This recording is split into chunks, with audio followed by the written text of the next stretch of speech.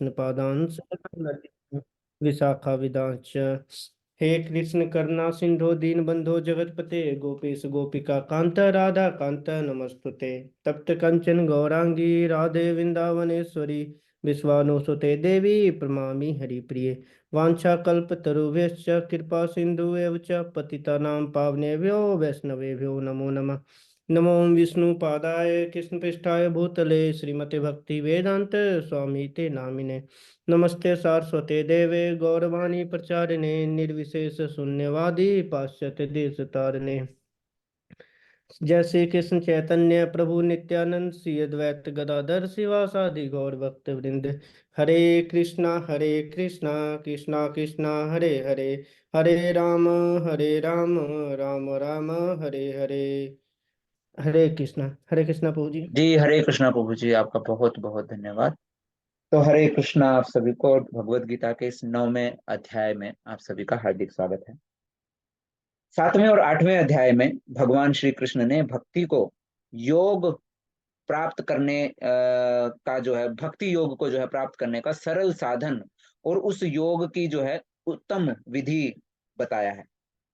आज 9वें अध्याय में भगवान कृष्ण जो है वो अपनी परम महिमा का व्याख्यान करने जा रहे हैं, जिससे विस्मय, श्रद्धा और भक्ति जो है उत्पन्न हो सकती है।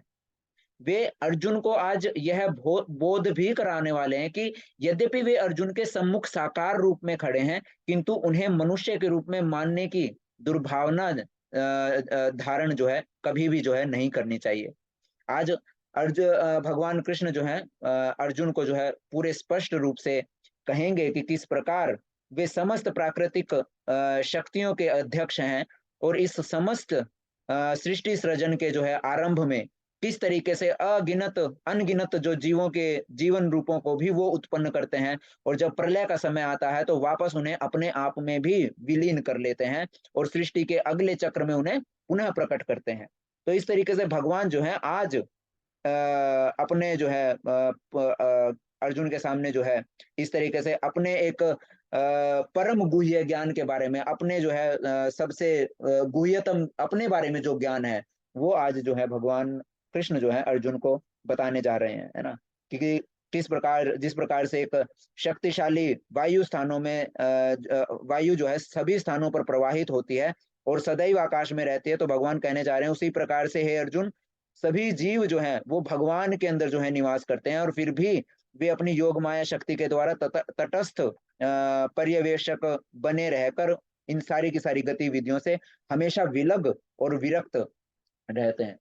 तो आज जो है हम इन सारी की सारी चीजों पर जो है क्या करने जा रहे हैं, वार्ता करने जा रहे हैं। तो चलिए शुरू करते हैं। श्री भगवान उवाच इदं तु ते गुह्यतमं प्रवक्ष्यामय सूयवे ज्ञानं विज्ञान सहितं यज्ञात्वा मोक्ष्यसे शुभात्। श्री भगवान ने कहा, हे अर्जुन, चूंकि तुम मुझसे कभी ईर्ष्या नहीं करते, इसलिए मैं तुम्हें यह परम गुह्य ज्ञान तथा अनुभूति बतलाऊंगा, जिसे जानकर तुम संसार के सारे क्लेशों से मुक्त हो जाओगे, है ना। तो यहाँ पर हमको एक चीज और क्या समझ में आ रही है कि जो ये भगवान के बारे में कौन जान और कौन समझ सकता है ना। भगवान ने स्वयं बताया कि चूंकि तुम मुझसे कभी ईर्ष्या नहीं करते, है ना, तुम मुझसे किसी भी प्रकार की ईर्ष्या नहीं करते हो, इसीलिए जो है मैं तुमको ये परम गुह्य ज्ञान और यह अनुभूति बतलाने जा रहा हूं, जिसे जान करके तुम संसार के सारे क्लेशों से मुक्त हो जाओगे। अच्छा, मैं आप सभी से एक प्रार्थना करता हूँ। कल एक प्रभु जी या माता जी ने भी जो है चैट बॉक्स में लिखा हुआ था, आप सभी जो है कोई भी अपना कैमरा लाइक ऑन ना करें, है ना। अगर किसी ने कैमरा ऑन कर रखा है तो, वैसे मुझे कोई दिखाई तो नहीं दे रहा है कैमरा ऑन किसी का है क्या, शायद से तो नहीं है। हाँ है, एक माता जी या प्रभु जी का कैमरा मुझे ऑन दिखाई दिया, आरती माता जी का। आरती माता जी प्लीज आप अपना जो, हाँ मैं कर देता हूँ, चलिए हो गया। तो आप सभी जो है कोई भी अपना कैमरा जो है वो ऑन ना करे, ताकि मतलब किसी भी तरीके का कोई भी डिस्टरबेंस जो है वो ना पहुंचे, है ना। तो ठीक है। तो भगवान जो है, भगवान यहाँ पर विधि बताते हैं। जब कोई भगवान से ईर्ष्या नहीं करता है तो ये गुह्य ज्ञान जो है भगवान के बारे में, एक भगवान के लिए एक अनुभूति, भगवान के बारे में जो परम गुह्य ज्ञान है। जैसे कल एक माता जी बोल रहे थे कि प्रभु जी ना चाहते हुए भी जो है वो पता नहीं, मतलब मैंने तो बस भक्ति करना शुरू किया और भगवान कृष्ण के प्रति जो मेरा आकर्षण है ना, वो ऐसा हो गया जैसे कृष्ण स्वयं मुझे खींच रहे हो, है ना। तो वो स्वयं स्वयं खींच नहीं रहे हैं, वो आपको ज्ञान भी दे रहे हैं, क्योंकि आपके मन में उनके लिए कोई भी ईर्ष्या नहीं, और आपके मन में जो है उनके लिए जो समर्पण है वो यहाँ जो है भगवान श्री कृष्ण स्वयं बोल करके बता रहे हैं कि हे अर्जुन, क्योंकि क्योंकि तुम मुझसे कभी ईर्ष्या नहीं करते, इसीलिए मैं तुम्हें यह परम गुह्य ज्ञान और अनुभूति बतलाऊंगा। तो हमारे मन में जो मैं बोल रहा हूं कि जब हम कृष्ण की शरण ग्रहण कर लेते हैं, तो कृष्ण हमारे मन में वास्तविक जो ज्ञान जो है वो स्वयं उजागर करना शुरू कर देते हैं, है ना। भगवान कृष्ण को जो है एक सेकंड, मधुसूदन, है ना। भगवान कृष्ण को जो है मधुसूदन भी कहा जाता है। भगवान कृष्ण का नाम मधुसूदन है। भगवान कृष्ण का नाम मधुसूदन क्यों है? क्योंकि मधु नामक दैत्य ने जो है ज्ञान को चुराया था, वेदों का अपहरण किया था। वेदों का अपहरण के किस प्रकार किया?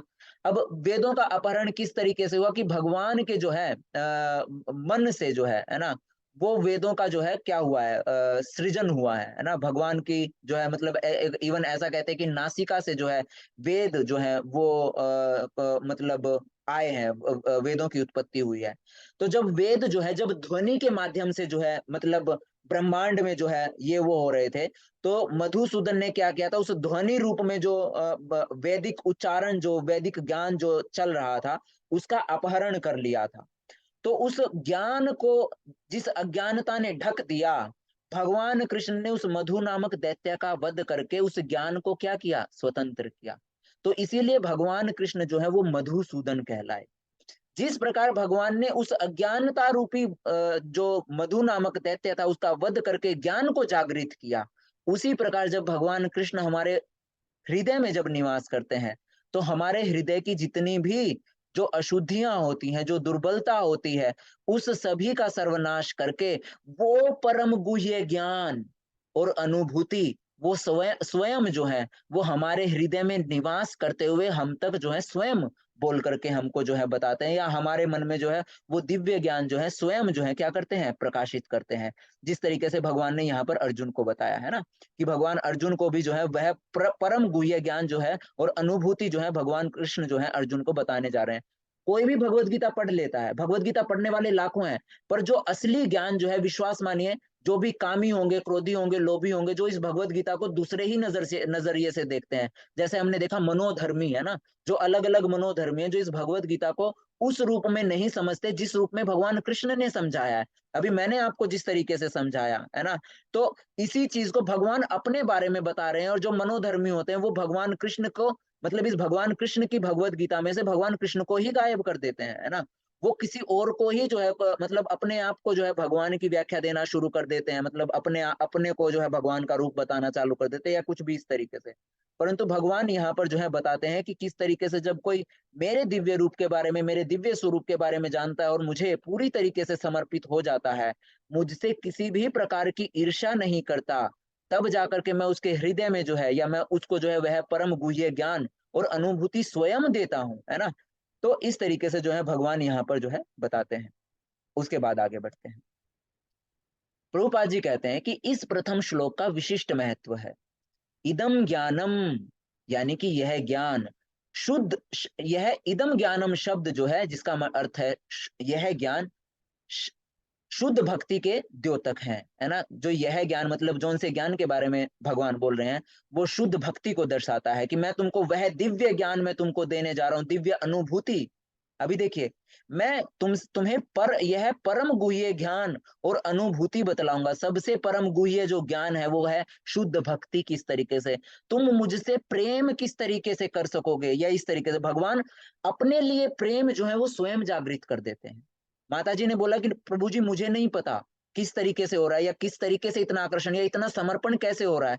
तो वो जो परम गुह्य ज्ञान है, भगवान कृष्ण अपने लिए भक्ति जो है वो स्वयं हमारे मन में जो है जागृत करना शुरू कर देते हैं। हमको जो है प्रभुपाद जी जिस तरीके से बता रहे हैं कि इदम ज्ञानम, जिस ज्ञान की भगवान बात कर रहे हैं वो और कुछ नहीं है, परम ज्ञान। शुद्ध भक्ति से बड़ा ज्ञान कुछ हो ही नहीं सकता है ना।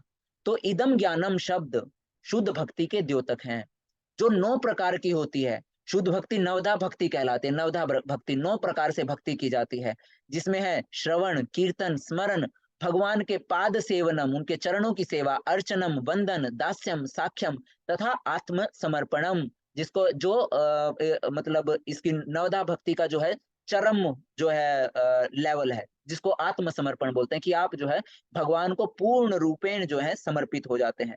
भक्ति भक्ति के इन 9 तत्वों का अभ्यास करने से मनुष्य आध्यात्मिक चेतना अथवा कृष्ण भावनामृत तक उठ पाता है। भक्ति जो है हमेशा कहाँ से शुरू होती है? श्रवण से, है ना।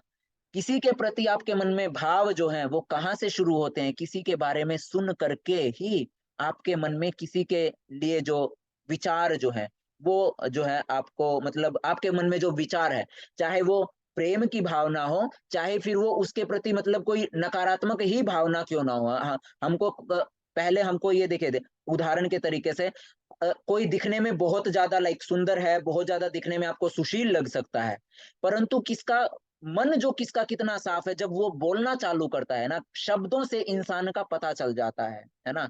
उन शब्दों के अनुसार ही बेशक बेशक से कोई दिखने में कैसा ही हो, परंतु उसकी शब्द उसकी वाणी अगर सर्वश्रेष्ठ है, तो आपके मन में उसके लिए भाव, उसके लिए समर्पण जो है स्वयं उत्पन्न होना चालू हो जाता है ना। तो सुनने का जो माध्यम है, सबसे पहला भक्ति का जो तरीका है, भक्ति प्राप्त करने की जो पहली कड़ी है ना, पहला जो कदम है वो क्या है? वो है श्रवण, है ना। तो किसी के प्रति चाहे प्रेम हो, चाहे किसी के प्रति प्रेम की भावना हो, चाहे किसी के प्रति जो है कोई ईर्ष्या की या किसी भी तरीके की भावना क्यों ना हो, अगर कुछ भी जागृत होना होता है तो वो किस तरीके से होता है? सबसे पहले श्रवण के माध्यम से। भक्ति जब सब कुछ श्रवण के माध्यम से होता है, तो जो प्रेम है या फिर शुद्ध भक्ति जो है वो भी सबसे पहले श्रवण के माध्यम से ही आपके अंदर प्रवेश करती है। भक्ति के इन 9 तत्वों का अभ्यास करने से मनुष्य आध्यात्मिक चेतना अथवा कृष्ण भावनामृत तक उठ पाता है। जब मनुष्य जो है भक्ति के इन 9 तत्वों का अभ्यास करता है, श्रवण करना, भगवान के पवित्र नाम का स्मरण करना, भगवान के पवित्र नाम का कीर्तन करना, भगवान का स्मरण करना, उनके उनके जो है चरण कमलों की सेवा करना, उनके जो है पाद सेवन करना, है ना। तो अर्चना करना, उनकी वंदना करना, दास्य अपना उनको मतलब अपने आप को उनका दास समझ करके उनके जो है जैसे मंदिर में सफाई करना या इस तरीके से, ठीक है, तो उनके जो मतलब दास के रूप में जो है हमेशा सब कुछ जो है उनको समर्पित करके जो है मतलब एक दास के रूप में जो है अपने आप को वो करना। साख्य है ना, दास्य से बढ़कर है साख्य भाव, है ना। जब आप कृष्ण से आप एक मित्रता का जब आप भाव वो करते हैं, और फिर साख्य भाव से जो है आता है आत्मसमर्पण। तो इस तरीके से नवदा भक्ति जो है इन नवदा भक्ति के इन 9 तत्वों का अभ्यास करने से मनुष्य आध्यात्मिक चेतना अथवा कृष्ण भावनामृत तक उठ पाता है। इस श्लोक का अनसूयवे शब्द भी अत्यंत महत्वपूर्ण है। बहुश्रुत विद्वान भी भगवत गीता के विषय में अशुद्ध व्याख्या करते हैं, क्योंकि वे कृष्ण के प्रति ईर्ष्या रखते हैं, है ना। मतलब बहुश्रुत मतलब जिन्होंने बहुत ज्यादा जो है बेशक से भगवत गीता के बारे में सुन रखा हो या इस तरीके से, तो प्रभुपाद जी बोलते हैं कि कई बार ऐसे ऐसे विद्वान भी जो हैं वो भगवत गीता के विषय में अशुद्ध व्याख्या करते हैं ना। वास्तविक जो व्याख्या भगवत गीता की है वो आपको वास्तविक व्याख्या नहीं करते हैं। क्यों नहीं करते हैं? वो आपको सब बताएंगे उस मतलब जो बहुत बड़े फिलोसफर्स हैं, ठीक है, फिलोसफर्स को क्या बोलते हैं? दार्शनिक, है ना। तो आपको ऐसे ऐसे दार्शनिक आपको दिख जाएंगे जो भगवत गीता के ज्ञान को तो मानेंगे पर कृष्ण को नहीं मानेंगे। भगवत गीता के ज्ञान में उनको विश्वास है, परंतु जिसने वो ज्ञान दिया है उसमें उनको विश्वास नहीं है। तो प्रभुपाद जी यही बोले कि बहुश्रुत विद्वान भी भगवत गीता के विषय में अशुद्ध व्याख्या करते हैं, क्योंकि वे कृष्ण के प्रति ईर्ष्या रखते हैं, अतः उनकी टीकाएं व्यर्थ होती हैं, है ना। अशुद्ध व्याख्या क्यों करते हैं? क्योंकि कृष्ण के प्रति ईर्ष्या करके जैसा उनको जब वो कृष्ण कृष्ण ने जिस रूप में उस ज्ञान को सिखाया, वो उस ज्ञान में उस रूप में उस ज्ञान को नहीं प्राप्त करते हैं। अपनी बुद्धि के अनुसार उस ज्ञान को प्राप्त करते हैं और अपने मनोधर्म के अनुसार ही दूसरों को वो ज्ञान प्रदान करते हैं। तो इसीलिए प्रभुपाद जी बोलते हैं अतः उनकी टीकाएं जो हैं वो व्यर्थ होती हैं। भगवत गीता की या भगवान के द्वारा दिए गए ज्ञान को अगर समझना है तो भगवान का जो भक्त है वही आपको उस दिव्य ज्ञान को समझा पाएगा, जिसको यह ज्ञान जो है साक्षात एक गुरु शिष्य परंपरा के द्वारा जो है उस शिष्य तक पहुंचा है, किसी मनोधर्मी के द्वारा नहीं। केवल कृष्ण भक्तों द्वारा की गई टीकाएं ही प्रमाणिक हैं। कोई भी ऐसा व्यक्ति जो कृष्ण के प्रति ईर्ष्यालु है, न तो भगवत गीता की व्याख्या कर सकता है, न पूर्ण ज्ञान प्रदान कर सकता है। अतः ऐसी टीकाओं से सावधान रहना चाहिए। जो व्यक्ति यह समझते हैं कि कृष्ण भगवान हैं और शुद्ध तथा दिव्य पुरुष हैं, उनके लिए यह अध्याय लाभप्रद होंगे। आगे जो है भगवान बोलते हैं, राज विद्या राजगुह्यम पवित्रम इदमुत्तमम प्रत्यक्षावगमं धर्म्यं सुसुखं कर्तुमव्ययम्। यह ज्ञान सब विद्याओं का राजा है, जो समस्त रहस्यों में सर्वाधिक गोपनीय है। यह परम शुद्ध है और चूंकि यह आत्मा की प्रत्यक्ष अनुभूति कराने वाला है, अतः यह धर्म का सिद्धांत है। यह अविनाशी है और अत्यंत सुखपूर्वक संपन्न किया जाता है। तो कौन से ज्ञान की बात हो रही है वास्तविकता में यहाँ पर? यह ज्ञान सब विद्याओं का राजा है। आप सभी में से किस किस को याद है भगवान ने भक्ति योग के बारे में जब बात की थी कि जो निष्काम भक्ति करते हैं उनके लिए कुछ भी ऐसा नहीं होता है कि जो वो प्राप्त ना करते हो। समस्त वेदों के अध्ययन के द्वारा जो फल प्राप्त होता है, समस्त दान दार्शनिक, इस तरीके से हमने पिछले अध्याय में हमने बात की थी कि इतना सब करने पर जो फल प्राप्त होते हैं, वो एक भक्ति योगी को जो है ये सब कुछ ना किए करने से भी सब कुछ जो है प्राप्त हो जाता है। वो किसी से भी मतलब इन समस्त सुखों से कभी भी वंचित नहीं रहता है। तो देखा जाए तो जब ज्ञान हर समस्त वेदों से, समस्त शास्त्रों से, समस्त दान यज्ञ हवन विधि और जितने भी कर्म कांड है, सबसे ऊपर भगवान ने क्या बताया? उस भक्ति को बताया। तो जो वो भक्ति है वही यह परम ज्ञान है, जो सब विद्याओं का राजा है, जो वेदों का राजा है, जो समस्त प्रकार के हवन विधियों का राजा है, जो समस्त प्रकार के दान तपस्या का राजा है, समस्त प्रकार के दार्शनिकों से भी जो महान है, वो क्या है? वो यह ज्ञान है। और यह ज्ञान वास्तविकता में क्या है? वास्तविकता में यही भक्ति है।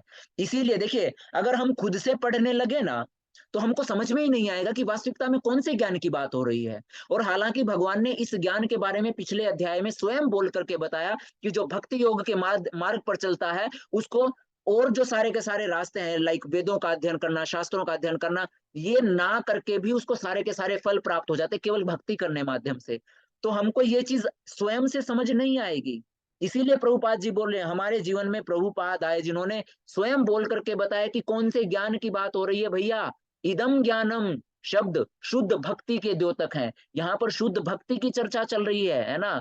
कोई ऐसा नहीं कि वो हमको पीएचडी के बारे में कि अच्छा फलानी पुस्तक, नहीं, शुद्ध भक्ति की व्याख्या भगवान कर रहे हैं कि मैं जिस ज्ञान को तुम्हें दे रहा हूं ये समस्त विद्याओं का राजा है और समस्त रहस्यों में सर्वाधिक गोपनीय है। किस तरीके से उदाहरण दूं? जब आप भक्ति में नहीं होते हैं, एक कीर्तन में बैठ करके आपको मतलब जब आप कीर्तन सुनते हैं, कोई एक ऐसा भक्त होगा, मतलब उसी कीर्तन के बीच में एक वो आदमी है, एक वो इंसान है जो बैठ करके जिसके आंखों से जो है अविरल जो है अश्रु धारा बह रही है ना।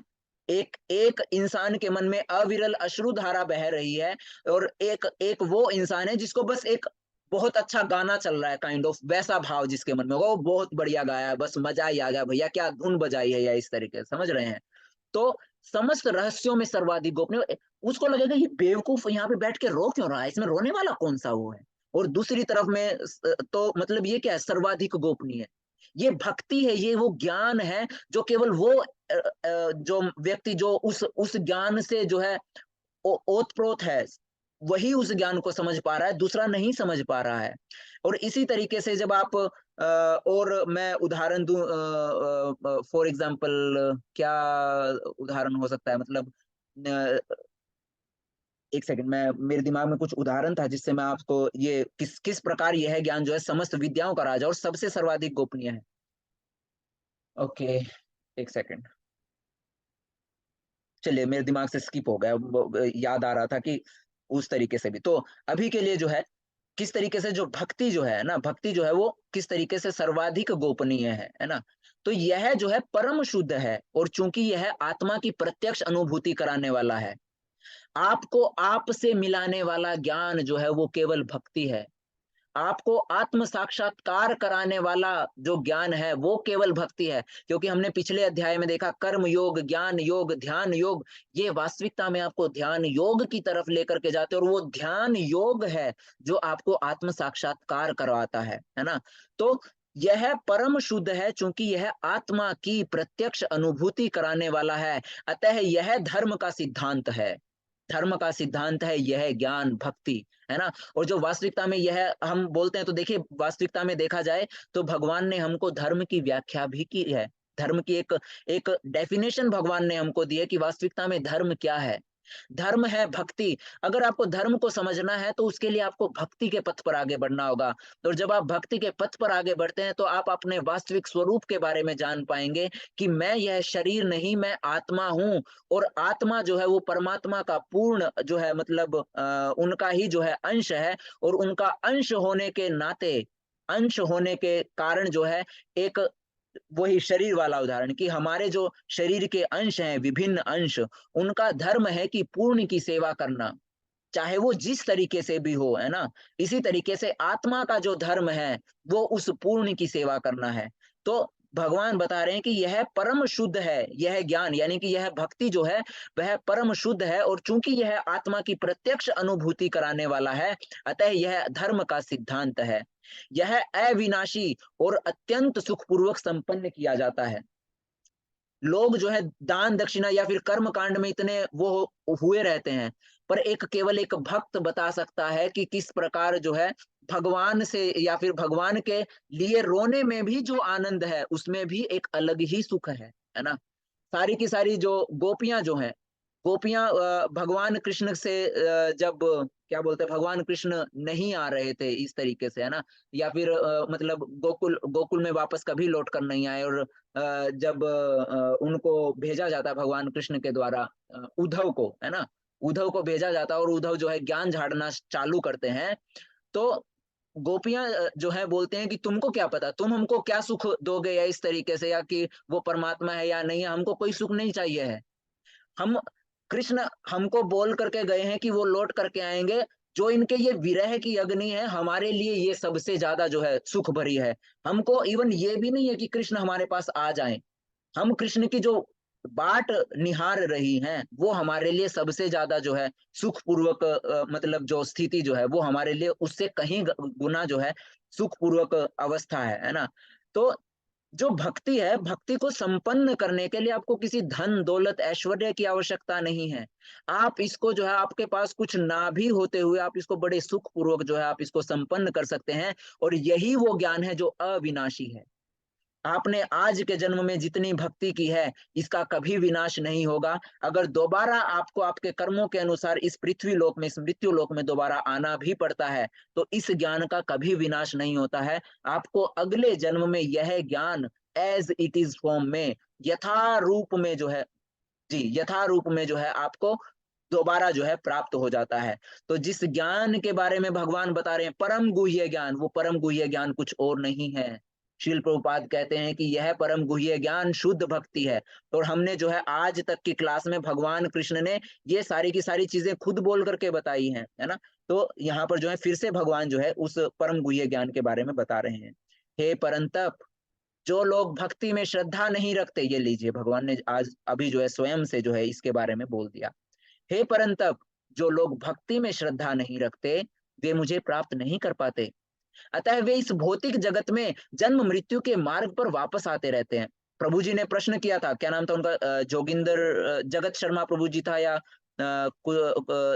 शायद मेरे हिसाब से जगत शर्मा प्रभु जी थे, जो पूछ रहे थे कि प्रभु जी फिर मतलब क्या केवल इतना करने मात्र से जो है कोई भगवत प्राप्ति नहीं कर सकता है, मतलब अगर कोई केवल अपने कर्म करे, जो भक्ति भक्ति भाव जिसके मन में नहीं है, जिसके मन में भक्ति भाव नहीं है, जिसके मन में भक्ति नहीं है और वो अपने कर्म कर रहा है, अपना कर्तव्य समझ करके जो है संसार के मतलब लोगों की सेवा करना, देशभक्ति या इस तरीके से जो भी अपने कर्तव्य कर रहा है, उनके फल स्वरूप उसको पुण्य मिलेगा। उसने अपना कर्म किया, समझ रहे हैं। परंतु भक्ति के बिना जो है, हमने वो सीढ़ी के उदाहरण के रूप में भी हमने समझा था कि अगर भगवत प्राप्ति अगर करनी है उसका एकमात्र साधन है भक्ति। उस भक्ति तक पहुंचने के लिए आपको कर्म योग, ज्ञान योग, ध्यान योग जो है वो आपको मदद करते हैं उस भक्ति योग तक पहुंचने के लिए। यहाँ भगवान भी अपने मुख से बोल करके बताते हैं कि हे परंतप, जो लोग भक्ति में श्रद्धा नहीं रखते वे मुझे प्राप्त नहीं कर पाते, अतः वे इस भौतिक जगत में जन्म मृत्यु के मार्ग पर वापस आते रहते हैं। अब ऐसा नहीं कि वो हो रहे हैं, अपने जैसे भी वो अच्छे कर्म कर रहे हैं, जिनको जो उन्हें वास्तविकता में लगता है कि मैं अच्छे कर्म कर तो रहा हूं, तो किसने बोला आप अच्छे कर्म नहीं कर रहे हैं? आप भगवान की भक्ति ना करके लोगों का जो है समाज सेवा आप कर रहे हैं, उस समाज सेवा के अनुसार आपको पुण्य प्राप्त हो रहे हैं, भर भर के पुण्य आपको प्राप्त हो रहे हैं। और उन पुण्यों के अनुसार जो है आप स्वर्ग में जाते हैं। अगर आपके पास इतने पुण्य इकट्ठे नहीं हो पाते हैं जिसके अनुसार आप स्वर्ग में जाएं, तो आप उन पुण्यों के अनुसार इस पृथ्वी लोक पर जन्म लेते हैं। बहुत अमीर घर में आपका जन्म होता है, अंबानी अडानी बनेंगे, या इस तरीके से आपके पास धन संपत्ति की कमी नहीं होगी, तो आपके पास सब ऐश्वर्य होगा, परंतु इस जन्म मृत्यु के चक्र से छुटकारा नहीं मिल सकता है ना। जन्म मृत्यु के चक्र से अगर छुटकारा पाना है तो उसके लिए जो है भगवत धाम जाना होगा, क्योंकि केवल एकमात्र स्थान भगवान ने पिछले अध्याय में बताया कि केवल मेरा ही वो परम धाम है, जहां जाने के बाद जो है कोई भी वापस नहीं आ सकता, है ना। तो बाकी जो भी है भगवान के परम धाम के अलावा जो भी कुछ है इस भौतिक ब्रह्मांड में, सारे के सारे क्या है, वहां जाने के बाद जो है हर किसी को वापस आना ही होगा। तो भगवान ने यहाँ पर जो है इस परम गुह्य ज्ञान की महिमा बता रहे हैं कि ये भक्ति से होगा क्या, है ना। यह संपूर्ण जगत मेरे अव्यक्त रूप द्वारा ही व्याप्त है। समस्त जीव मुझ में है किंतु मैं उनमें नहीं हूं। जिस तरीके से मैंने आपको बताया था कि जिस प्रकार शक्तिशाली वायु सभी स्थानों पर प्रवाहित होती है और सदैव आकाश में स्थित रहती है, उसी प्रकार से सभी जीव जो हैं वो भगवान में निवास करते हैं। जिस प्रकार वायु हमेशा जो है क्या बोलते हैं, आकाश में स्थित रहती है, और परंतु फिर भी जो है मतलब वायु आकाश में होते हुए भी जो है इस पूरे के पूरे आकाश जो है वो उस वायु से या इस पूरे के पूरे जो भी है भौतिक जगत है उससे क्या रहता है, स्वतंत्र रहता है ना। तो भगवान बोल रहे हैं कि जो है मैं जो है वायु, उस शक्तिशाली वायु की जिस प्रकार से शक्तिशाली वायु जो है सभी स्थानों पर प्रवाहित होती है और सदैव आकाश में स्थित रहती है, उसी प्रकार से सभी जीव जो है वो भगवान में ही निवास करते हैं। फिर भी वे अपनी योग माया शक्ति द्वारा जो है हमेशा जो है तटस्थ और पर्यवेक्षक यानी कि हमसे जो है भिन्न बने रहते हैं। हमारे अंदर होते हुए भी हमसे जो है क्या बने रहते हैं, स्वतंत्र बने रहते हैं, हमसे अलग बने रहते हैं और इन सभी गतिविधियों से विलग तथा विरक्त रहते हैं, है ना। तो भगवान यहाँ बताते हैं कि मैं सबके अंदर हूँ। जिस तरीके से हवा सॉरी सारे के सारे जीव जो हैं मुझ में ही निवास कर रहे हैं, परंतु मुझ में निवास करते हुए भी मैं सबसे क्या हूँ, विलग हूं मैं, और सबसे जो है मैं विरक्त हूं, मैं किसी के प्रति आसक्त नहीं हूं, है ना। तो इस तरीके से जो है भगवान बताते हैं। तथापि मेरे द्वारा उत्पन्न सारी वस्तुएं मुझ में स्थित नहीं रहती। जरा मेरे योग ऐश्वर्य को देखो। यद्यपि मैं समस्त जीवों का पालक और सर्वत्र व्याप्त हूँ, लेकिन मैं इस विराट अभिव्यक्ति का अंश नहीं हूँ, मैं सृष्टि का कारण स्वरूप हूँ। सब कुछ मुझ में ही विद्यमान है, सब कुछ मुझ में विद्यमान है और मैं हर जगह व्याप्त हूँ। परंतु इसके पश्चात भी जरा मेरी विराट अभिव्यक्ति को देखो कि जो ये सारी की सारी चीजें हैं जो मेरे अंदर निवास कर रही हैं, मैं इनका अंश भी जो है नहीं हूं, मैं इस पूरी की पूरी जो है सृष्टि का क्या हूं, कारण स्वरूप हूं। जिस प्रकार सर्वत्र प्रवहमान प्रबल वायु सदैव आकाश में स्थित रहती है, उसी प्रकार समस्त उत्पन्न प्राणियों को तुम मुझ में ही स्थित जानो, है ना। तो भगवान ने यहाँ पर बोल करके बताया कि सब कुछ मुझ में ही एग्जिस्ट करता है, पर मैं सब कुछ मुझ में एग्जिस्ट करने के बावजूद मैं सबसे क्या हूं, सबसे मैं जो है अलग हूं, सबसे विरक्त हूं। संपूर्ण विराट जगत मेरे अधीन है, यह मेरी इच्छा से बारंबार स्वतः प्रकट होता रहता है और मेरी ही इच्छा से अंत में जो है विनष्ट हो जाता है। तो यहाँ पर जो है भगवान बताते हैं। फिर उसके बाद भगवान बोल रहे हैं कि मयाध्यक्षेण प्रकृति सूयते सचराचरम हेतुनानेन कौन्तेय जगद्विपरिवर्तते। हे कुंती पुत्र, यह भौतिक प्रकृति मेरी शक्तियों में से एक है और मेरी अध्यक्षता में ही कार्य करती है, जिससे सारे चर तथा अचर प्राणी उत्पन्न होते हैं। इसके शासन में यह जगत बारंबार सृजित और विनष्ट होता रहता है। तो भगवान बोल रहे हैं कि जो भी तुमको ये भौतिक जगत भी तुमको जो दिखाई दे रहा है, ये और कुछ नहीं, ये भौतिक प्रकृति मेरी शक्तियों में से ही एक है। और इस भौतिक प्रकृति की अध्यक्ष जो ये भौतिक प्रकृति है जो मेरे अध्यक्षता में कार्य करती है, और इसके कारण, इस भौतिक प्रकृति के कारण जो मेरी शक्ति है, उसी से जो है सारे के सारे चर तथा अचर प्राणी उत्पन्न होते हैं, और इस भौतिक शक्ति के शासन में यह जगत जो है बारंबार सृजित होता है और बारंबार जो है विनष्ट होता रहता है। तो भगवान अपनी शक्ति के बारे में बताते कि भौतिक जो भी तुम देख रहे हो सब कुछ मेरे ही द्वारा उत्पन्न किया गया और मेरे ही द्वारा जो है विनष्ट होता है। अवजानन्ति मां मूढ़ा मानुषिं तनुमाश्रितम् परम भावम अजानन्तो मम भूत महेश्वरम। जब मैं मनुष्य रूप में अवतरित होता हूँ तो मूर्ख मेरा उपहास करते हैं, वे मुझ परमेश्वर के दिव्य स्वभाव को नहीं जानते, है ना। उनको भगवान ने जो है पहले भी बताया कि उनको ऐसा लगता है कि वो अपने अज्ञानता के कारण, है ना, भगवान बताते हैं कि किस तरीके से माया में भ्रमित हुए रहते हैं और मोह के कारण उनको लगता है कि मैं पहले क्या था, पहले मैं निराकार था, मैंने अभी साकार रूप धारण किया है। यहाँ भगवान फिर से बोल करके बता रहे हैं कि जब मैं मनुष्य रूप में अवतरित होता हूँ तो मूर्ख मेरा उपहास करते हैं, मेरे जो है मतलब अपने भौतिक सुख के लिए मेरे जो है उदाहरण देते हैं कि भगवान कृष्ण ने भी तो ऐसा किया है इस तरीके से, है ना। तो जब मैं मनुष्य रूप में अवतरित होता हूँ तो मूर्ख मेरा उपहास करते हैं, वे मुझ परमेश्वर के दिव्य स्वभाव को नहीं जानते। मोघाशामोघ कर्माणो मोघ ज्ञानाम विचेतसः राक्षसीं आसुरीं चैव प्रकृतिं मोहिनीं श्रिताः। जो लोग इस प्रकार मोहग्रस्त होते हैं वे आसुरी तथा नास्तिक विचारों के प्रति आकृष्ट रहते हैं। इस मोहग्रस्त अवस्था में उनकी मुक्ति आशा, उनके सकाम कर्म तथा ज्ञान का अनुशीलन सभी निष्फल हो जाता है।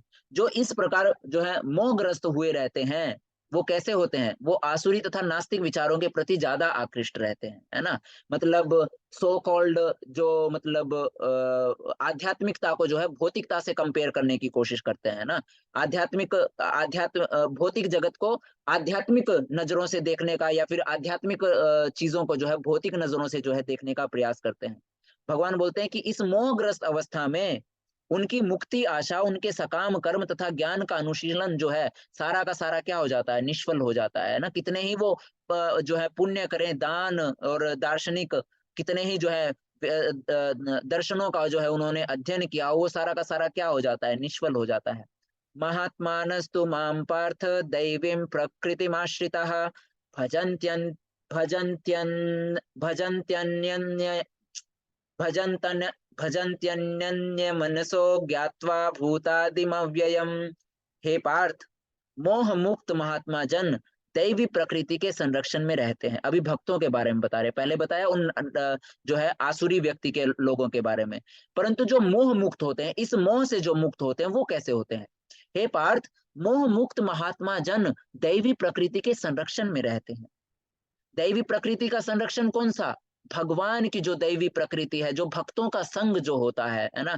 जिस तरीके से मैंने बताया कि माया कभी भी उन पर प्रभाव नहीं डाल पाती है, जो भक्तों के संग में रहते हैं, जो साधु संग में रहते हैं। तो मोह मुक्त महात्मा जन दैवी प्रकृति के संरक्षण में रहते हैं, वे पूर्णतः भक्ति में निमग्न रहते हैं क्योंकि वे मुझ आदि तथा अविनाशी भगवान के रूप में जानते हैं।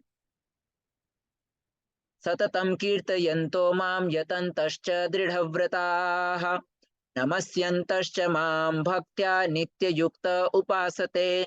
ये महात्मा जन मेरी महिमा का नित्य कीर्तन करते हुए, दृढ़ संकल्प के साथ प्रयास करते हुए, मुझे नमस्कार करते हुए भक्ति भाव से निरंतर मेरी पूजा करते हैं। तो भगवान जो है अब उन महात्मा जनों के बारे में बता रहे हैं कि जो महात्मा जन कौन से मेरी दिव्य जो शक्ति जो है या मेरी प्रकृति दैवीय प्रकृति के संरक्षण में जो रहते हैं, वो क्या करते हैं, वो निरंतर मेरी महिमा का निरंतर कीर्तन करते रहते हैं, दृढ़ संकल्प के साथ प्रयास करते हुए, मुझे नमस्कार करते हुए भक्ति में निरंतर मेरी पूजा करते रहते हैं। पिताहमस्य जगतो माता धाता पितामहः वेद्यं पवित्रम ओंकार ऋक्साम यजुरेव च। मैं इस ब्रह्मांड का पिता, माता, आश्रय तथा पितामह हूँ। मैं ज्ञेय यानी कि जानने योग्य, शुद्धिकर्ता तथा ओमकार हूँ, है ना। भगवान बोल रहे हैं कि मैं ही इस समस्त ब्रह्मांड का पिता हूँ, समस्त ब्रह्मांड की माता हूँ, समस्त ब्रह्मांड को आश्रय प्रदान करने वाला आश्रय भी मैं हूँ और पितामह भी मैं हूँ, है ना। सभी के पिताओं का पिता, है ना। तो पितामह भी मैं हूँ, मैं ज्ञेय हूँ, यानी कि पितामह किस तरीके से बोला गया है यहाँ पर इस ब्रह्मांड के पिता कौन है? ब्रह्मांड की उत्पत्ति किनके द्वारा की गई है? ब्रह्मा जी के द्वारा, समझे? तो इस ब्रह्मांड की उत्पत्ति जिसने की है उन उसका भी पिता मैं हूं, है ना। तो भगवान जो है बता रहे हैं कि मैं ब्रह्मा का भी पिता मैं हूं, ब्रह्मा की भी उत्पत्ति मैंने ही की है ना। तो भगवान बोले मैं इस ब्रह्मांड का पिता, माता, आश्रय तथा पितामह भी मैं ही हूं। मैं ज्ञेय, जानने योग्य, केवल और केवल जो जानने योग्य इस मतलब ब्रह्मांड में अगर कुछ है तो वो कौन है? मैं हूं। मैं ज्ञेय हूं, मैं शुद्धि करता हूं तथा ओमकार भी मैं हूं, और मैं ही ऋग्वेद, सामवेद तथा यजुर्वेद हूं। मैं ही लक्ष्य हूं, केवल और केवल जो परम लक्ष्य सबका होना चाहिए। भगवान बोल रहे हैं कि मैं ही लक्ष्य हूं, मैं ही पालन करता हूं, मैं ही स्वामी हूं, मैं ही साक्षी हूं, मैं ही धाम हूं, मैं ही शरण स्थली हूं, और अत्यंत प्रिय मित्र भी मैं हूं। मैं सृष्टि तथा प्रलय सबका आधार मैं, आश्रय मैं, और अविनाशी बीज भी मैं हूं, है ना। तो भगवान बता रहे हैं कि सबका परम लक्ष्य जो होना चाहिए वो लक्ष्य मैं हूं। जहां पर फाइनली सब कुछ आकर के मिल जाता है वो परम लक्ष्य मैं हूं। जो सब कुछ जो फाइनली आकर जिसमें मिल जाता है या जिसमें लीन हो जाता है वो मैं हूं। पालन करने वाला मैं हूं, हर किसी का स्वामी मैं हूं, साक्षी। जिस तरीके से कल प्रभु जी बोल रहे थे कि प्रभु जी आत्मा जो है अपने कर्मों को लेकर के किस तरीके से जाते हैं, या कर्मों का मतलब लेखा जोखा किस तरीके से लेकर के चलती है। मैंने बताया था कि भगवान कृष्ण ही वो परम साक्षी हैं, है ना, जो परमात्मा रूप में हर किसी के हृदय में करके साक्षी रूप में हमारी हर गतिविधियों का जो है क्या कर रहे हैं, मतलब उनको जो है देख रहे हैं ना। तो भगवान बोल रहे हैं कि मैं ही साक्षी हूँ, मैं ही धाम हूँ, मैं ही शरण स्थली हूँ, और मैं ही सबका अत्यंत प्रिय मित्र हूँ, है ना। हे अर्जुन, मैं ही सृष्टि का प्रलय हूँ, सृष्टि हूँ, मैं ही हर चीज की सृष्टि हूँ, सबका प्रलय भी मैं ही हूँ, सबका आधार मैं हूँ, आश्रय मैं हूँ, और अविनाशी बीज भी मैं ही हूँ। हे अर्जुन, मैं ही ताप प्रदान करता हूँ, मैं ही वर्षा को रोकता हूँ और वर्षा को लाता हूँ, है ना। भगवान बोल रहे हैं कि जो सूर्य की जो ऊष्मा है, सूर्य का जो ताप है, जो हमको प्राप्त हो रहा है, तो वास्तविकता में सूर्य को जो ताप है, सूर्य का जो ताप है, वो ताप प्रदान करने वाला भी मैं हूँ, है ना। तो सूर्य की जो गर्मी है, सूर्य का जो तेज है ना, हमने जब देखा था भगवान ने बखान किया था कि जल की जो मिठास है वो मैं हूँ, पृथ्वी की जो सुगंध है वो मैं हूँ। तो भगवान ने बताया था कि अग्नि की और सूर्य की जो तपिश है वो कौन है? वो भी मैं हूँ, है ना। तो शक्तिशालियों की शक्ति मैं हूँ, है ना। इस तरीके से मनुष्यों में सामर्थ्य मैं हूँ। भगवान ने इतनी सारी चीजें जो है बताई थी। तो भगवान यहाँ बोल रहे हैं कि हे अर्जुन, मैं ही ताप प्रदान करता हूँ, मैं ही वर्षा को रोकता हूँ और वर्षा को लाता हूँ, मैं ही अमरत्व हूँ, और साक्षात मृत्यु भी मैं हूँ। आत्मा और पदार्थ दोनों मुझ में ही है। तो आत्मा भी यानी कि जो सत्य है ना, जो सत्य है जिसका कभी विनाश नहीं होता, और जो पदार्थ है जो असत्य है, जो आज है कल नहीं होगा। तो भगवान बोल रहे हैं कि आत्मा और पदार्थ यानी कि जो सत्य है और जो असत्य है, दोनों के दोनों मुझ ही में मानो, है ना। तो ये दोनों के दोनों क्या है? आत्मा भी और परमात्मा भी। भगवान बोल रहे हैं दोनों के दोनों मुझसे ही जो है आविर्भूत जो है हुए हैं, या मुझसे ही इनका जो है आविर्भाव जो है हुआ है। दोनों के ही कारणों का कारण कौन है? मैं हूं। तो जो वेदों का अध्ययन करते हैं और सोम रस का पान करते हैं, वे स्वर्ग प्राप्ति की गवेषणा करते हुए अप्रत्यक्ष रूप से मेरी पूजा करते हैं, है ना। अभी भगवान जो है ज्ञान योगियों के बारे में बोल रहे हैं, या फिर जो क्या बोलते हैं वेदों का अध्ययन करने को जो है अपना परम लक्ष्य समझते हैं। तो भगवान स्वयं बोल करके बताते हैं कि जो निराकारवादी हैं, जो केवल केवल वेदों के या फिर ज्ञान में वो करते हैं, भगवान के साकार रूप में जो है वो श्रद्धा नहीं रखते हैं। तो भगवान बोल रहे हैं कि जो वेदों का अध्ययन करते हैं तथा सोम रस का पान करते हैं, वो क्या करते हैं? वे स्वर्ग प्राप्ति की गवेषणा करते हुए, स्वर्ग प्राप्ति की इच्छा करते हुए अप्रत्यक्ष रूप से मेरी ही पूजा करते हैं। वे पाप कर्मों से शुद्ध होकर किसके फल स्वरूप, जब वो वेदों का अध्ययन करते हैं और सोम रस का पान करते हैं, तो वेदों का अध्ययन करने से जो है उनके समस्त पाप कर्म जो है वो शुद्ध हो जाते हैं, और इंद्र के पवित्र स्वर्गिक धाम में जो है वो जन्म लेते हैं, जहां वे देवताओं के साथ आनंद भोगते हैं। तो उनके पाप कर्म जो है वो सारे के सारे पाप कर्म जो है वो पुण्य कर्मों में जो है क्या हो जाते हैं? प्रवृत्त हो जाते हैं। उनके पाप कर्म जो है वो शुद्ध हो जाते हैं, और उन पुण्यों को भोगने के लिए वो इंद्र के पवित्र स्वर्गिक धाम में जन्म लेते हैं, जहां वो देवताओं जैसा जीवन जीते हैं। परंतु जो इंद्र का जो स्वर्गिक धाम जो है वो परमानेंट नहीं है। जिस तरीके से एक जायंट व्हील है ना, फन फेयर में, या फिर आप कहीं चले जाते हैं, बड़े मेले में जाते हैं, तो वहां पर बड़े बड़े झूले लगे होते हैं। तो जिस तरीके से ये झूले पे नीचे एक बार बैठने से आप ऊपर की तरफ प्रगति करते हैं और फिर पुनः वापस आपको नीचे आना होता है।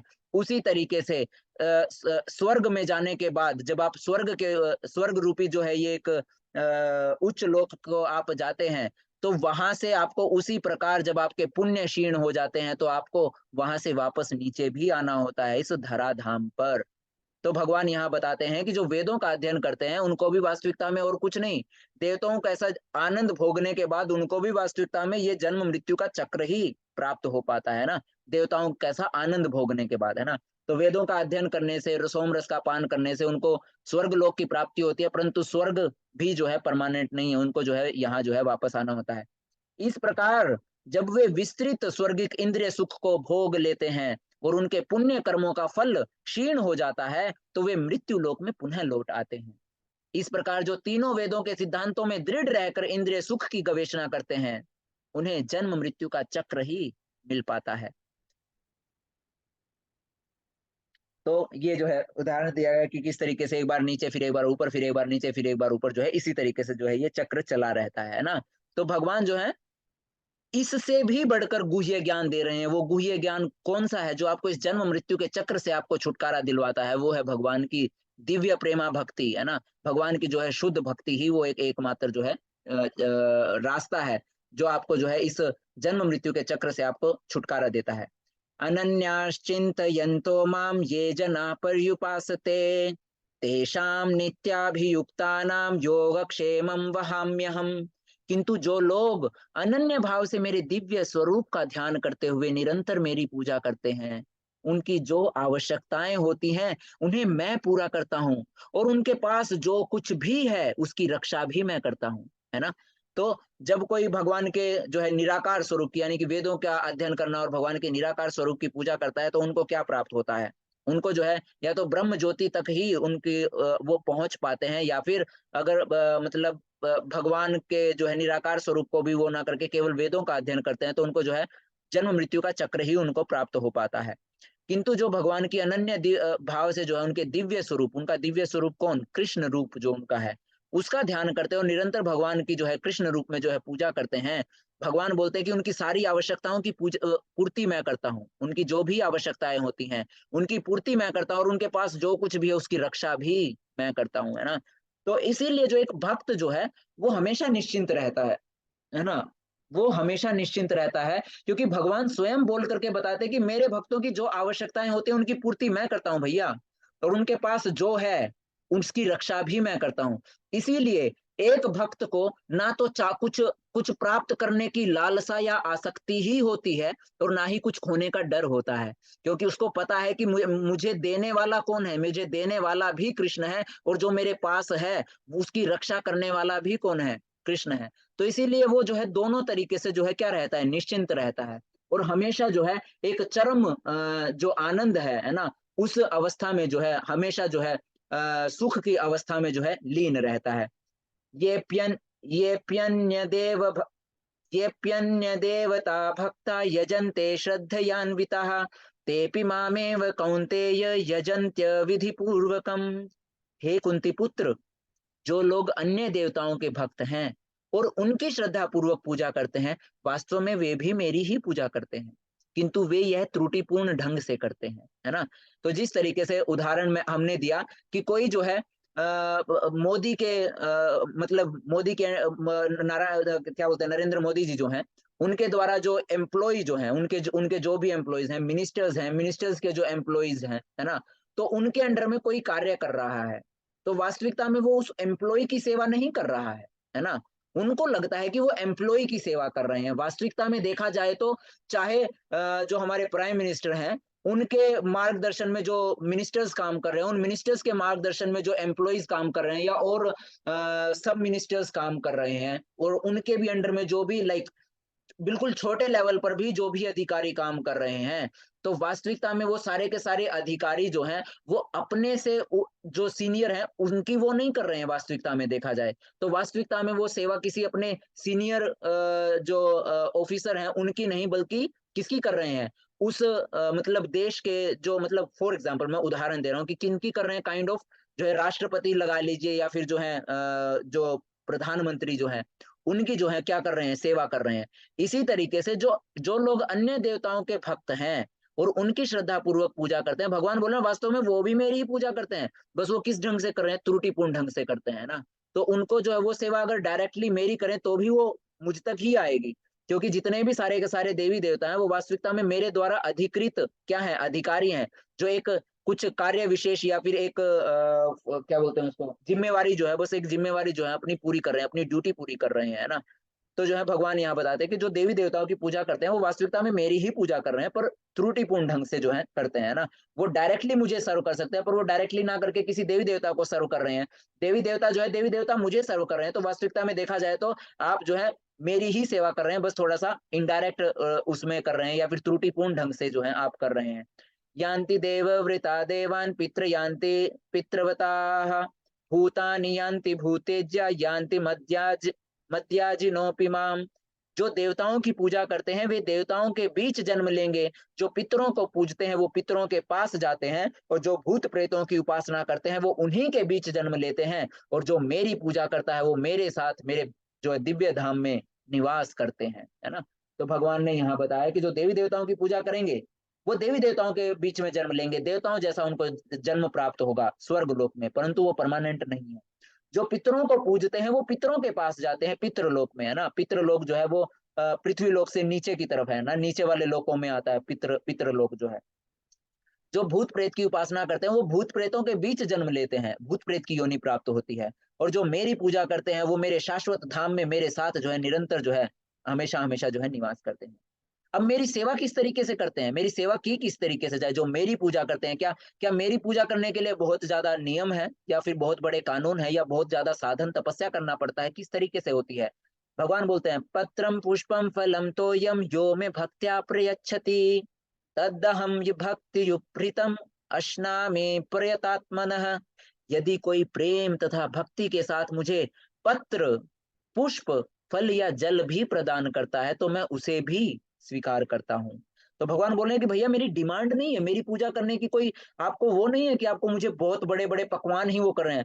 भगवान बोल रहे हैं कि अगर कोई मुझे प्रेम और भक्ति के साथ कोई मुझे पत्ता अर्पित करता है, पत्र है ना, पत्ता पत्ता अर्पित करता है, मैं उस पत्ते को स्वीकार करता हूँ। कोई मुझे प्रेम भाव से पुष्प अर्पित करता है, मैं पुष्प को स्वीकार करके प्रसन्न हो जाता हूँ। कोई फल अर्पित करता है, मैं फल से प्रसन्न हो जाता हूँ। और अगर कुछ नहीं है तो कोई जल भी मुझे अर्पित करता है तो मैं जल स्वीकार कर लेता हूँ, है ना। तो कोई बड़ी बड़ी डिमांड्स नहीं है। यत् करोषि यदश्नासि यज्जुहोषि ददासि यत् तपस्यसि कौन्तेय तत्कुरुष्व मदर्पणम। हे कुंती पुत्र, तुम जो कुछ करते हो, जो कुछ खाते हो, जो कुछ अर्पित करते हो या दान देते हो, या जो भी तपस्या करते हो उसे मुझे अर्पित करते हुए करो। यानी कि ये क्या कह रहे हैं भगवान, जो कुछ खाते हो, जो कुछ अर्पित करते हो वो मुझे मुझे अर्पित करते हुए करो। लाइक आप जो भी कर्म कर रहे हैं उस कर्म के समस्त कर्म फलों को भगवान को अर्पित करते हुए करो, है ना। जो भी हम खा रहे हैं उसका उसको पहले भगवान को अर्पित करके कि भगवान आप स्वीकार करें, है ना। और फिर प्रसाद रूप में आप उसको जो है ग्रहण करें, है ना। या फिर जो भी आप दान देते हैं या जो भी आप तपस्या कर रहे हैं, उन समस्त दान और तपस्याओं का जो फल है वो भगवान की प्रसन्नता के लिए जो है मतलब करने का जो है हमको प्रयास करना है। ऐसा जो है भगवान बता रहे हैं कि तुम जो भी कुछ करते हो, जो कुछ भी खाते हो, जो कुछ भी अर्पित करते हो या दान देते हो, जो भी तपस्या करते हो उसे मुझे अर्पित करते हुए करो। समोहम सर्वभूतेषु न मद्वेष्योऽस्ति न प्रियः ये भजन्ति तु मां भक्त्या मयि ते तेषु चाप्यहम। मैं न तो किसी से द्वेष करता हूँ, न ही किसी के साथ पक्षपात करता हूँ। मैं सभी के लिए संभाव हूँ, किंतु जो भी भक्ति पूर्वक मेरी सेवा करता है वह मेरा मित्र है, मुझ में स्थित रहता है और मैं भी उसका मित्र हूँ। देखिए भगवान यहाँ क्या बता रहे हैं कि मैं न तो मैं किसी से द्वेष करता हूँ, न ही किसी के साथ पक्षपात करता हूँ। मतलब कि ऐसा नहीं कि मैं एक से ज्यादा प्यार करता हूँ या एक से मैं कम प्यार करता हूँ, है ना। मेरे लिए दोनों ही एक बराबर है, दोनों ही मेरे लिए समान है। मैं दोनों के लिए जो है, मैं सभी के लिए क्या हूँ, संभाव हूँ। जिस तरीके से माता पिता जो है, माता किन्हीं की संतान जो है, मतलब किन्हीं के घर में दो बच्चे हैं, एक लड़का जो है वो बहुत ज्यादा आज्ञाकारी है, और दूसरी तरफ में जो दूसरा बेटा है वो क्या है, वो विपरीत है, बिल्कुल विपरीत है ना। कोई कहा नहीं मानना, सारे के सारे गलत कार्य करना, या इस तरीके से। परंतु माता पिता का जो प्रेम है वो कभी भी अपनी दोनों संतानों में जो है कभी भी कम नहीं होता है। हरे कृष्णा। एक बार मुझे क्लैरिफाई करके बताइए कि आप सभी को सॉरी अरविंद प्रभु जी, मेरी आवाज आ रही है ना? क्योंकि मुझे अभी एक इंटरनेट के बारे में कुछ मतलब नोटिफिकेशन आया था कि नेटवर्क कनेक्शन समथिंग जी समथिंग। जी आ रही है, जी मतलब जी कुछ सेकंड के लिए रुक गया था, आ रही है जी जी जी प्रभु जी। तो जिस तरीके से माता पिता अपनी अच्छी संतान और बुरी संतान में कभी द्वेष या फिर पक्षपात नहीं करते हैं। अगर घर में खाने को कुछ आया है, घर में खाने के लिए कुछ आया है, तो माता पिता आप में से कोई भी जो है ऐसा नहीं करते होंगे कि जो बच्चा हमारी बात मानता है, आप जो मिठाई का डिब्बा लेकर के आए हैं, 4 मिठाई या 4 गुलाब जामुन आपने उस बेटे को दे दिए जो आपकी सारी बातें मानता है, और जो आपकी बातें नहीं मानता है उसको आपने 1 ही गुलाब जामुन दिया या फिर उसको आपने बोल दिया कि करके खा ले, ठेका थोड़ी ले रखा है तेरा। ऐसा आप नहीं करते हैं। आप उसको समझाने का प्रयास करते हैं, और जो भी मतलब समभाव रहते हैं, दोनों को आप बराबर नजरिए से देखते हैं, है ना? किंतु जो आपकी सारी बातें मानता है, भक्ति पूर्वक आपकी सेवा करता है, उसके लिए आपका जो प्रेम जो है, एक भाव जो है वो अलग ही होता है ना? उसके लिए आपकी आपका जो एक वो होता है, मतलब कि एक उसको क्या बोलते हैं, आप उसके लिए मतलब उस संतान के लिए जो है हमेशा जो है सतर्क रहते हैं, काइंड ऑफ, है ना? ज्यादा आप उसके लिए सजग रहते हैं कि मेरे इस बच्चे को ये काम करने के लिए अगर किसी चीज की जरूरत पड़ेगी तो आप उसको पहले से उसको बताने की जरूरत नहीं है आपको।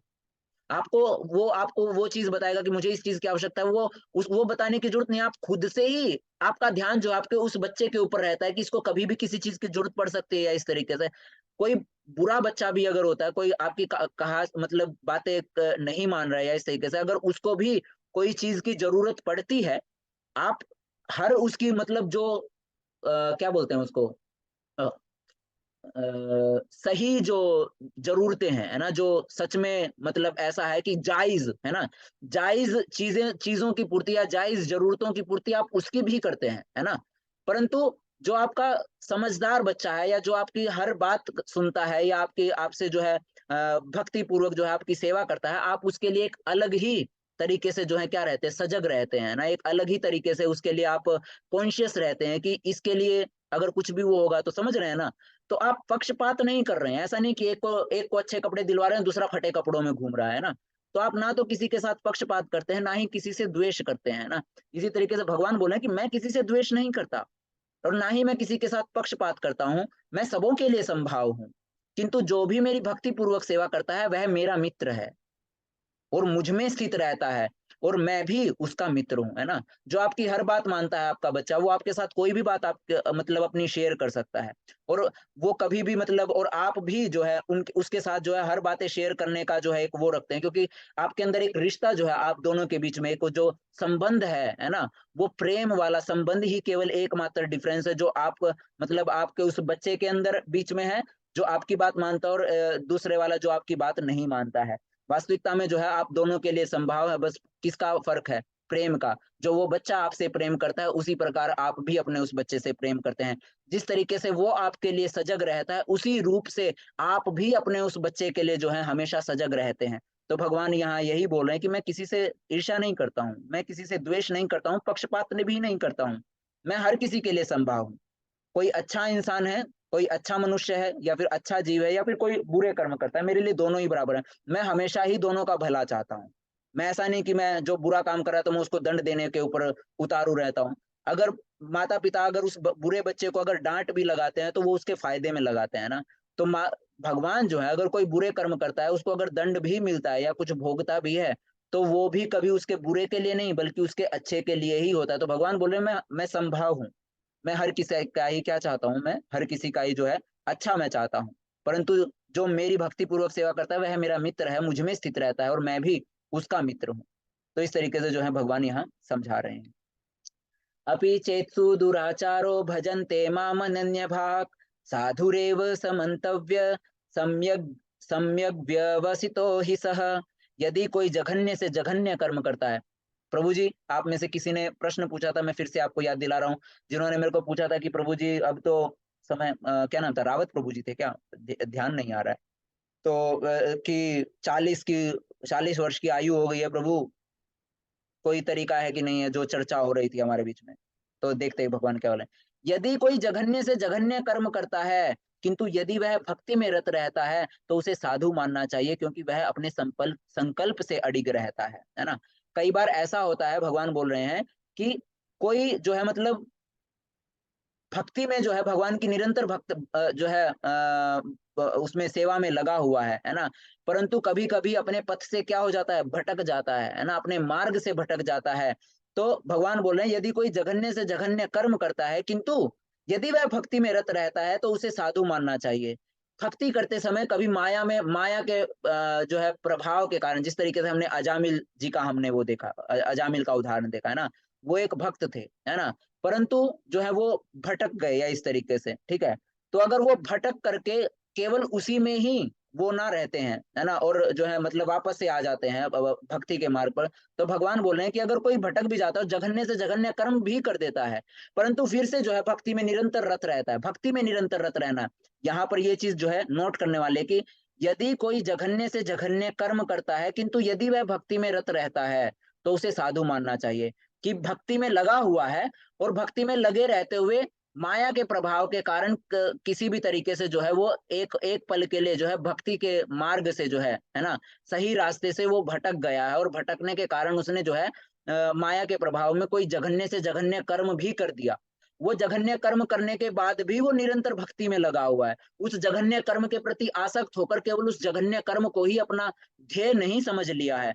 तो ऐसे व्यक्ति को जो निरंतर भक्ति में रत रहता है, बेशक से उससे कभी जो है जाने अनजाने में जो है जघन्य से जघन्य कर्म ही क्यों ना हो गया हो, परंतु क्योंकि वह मेरी भक्ति में निरंतर रत रहता है, उसे साधु मानना चाहिए, क्योंकि वह अपने संकल्प में अडिग है ना, क्योंकि वो जो है अपने संकल्प में अडिग है और संकल्प के साथ जो है मेरी क्या कर रहा है, सेवा कर रहा है। यहाँ पर जो है उदाहरण आता है जगाई मधाई का, है ना, कि किस तरीके से जगाई मधाई जो है भगवान जो है श्री कृष्ण चैतन्य महाप्रभु के रूप में जो है जगाई मधाई नामक जो है दो व्यक्ति होते हैं, जो बहुत ही ज्यादा जो है आसुरी स्वभाव के होते हैं ना, और बहुत ज्यादा जघन्य से जघन्य कर्म करते हैं। तो किस तरीके से चैतन्य महाप्रभु सुदर्शन चक्र उठा लेते हैं उनकी उनको जो है मतलब मृत्यु दंड देने के लिए। तो नित्यानंद जो महाप्रभु हैं, नित्यानंद प्रभु जो है चैतन्य महाप्रभु को रोकते हैं कि हे महाप्रभु, आप जो है आप तो करुणा के सागर के रूप में आप यहाँ अवतरित हुए हैं, आप करुणा के प्रतीक हैं, आप अस्त्र जो है नहीं उठा सकते हैं। मैं आपसे प्रार्थना करता हूं कि इनके ऊपर कृपा कीजिए, इनके ऊपर करुणा कीजिए और इनको जो है अपना दास बना लीजिए, इनको वो ज्ञान जो है भक्ति जो है आप प्रदान कीजिए। तो जघन्य से जघन्य कर्म करने वालों को भी भगवान क्या करते हैं, तार देते हैं।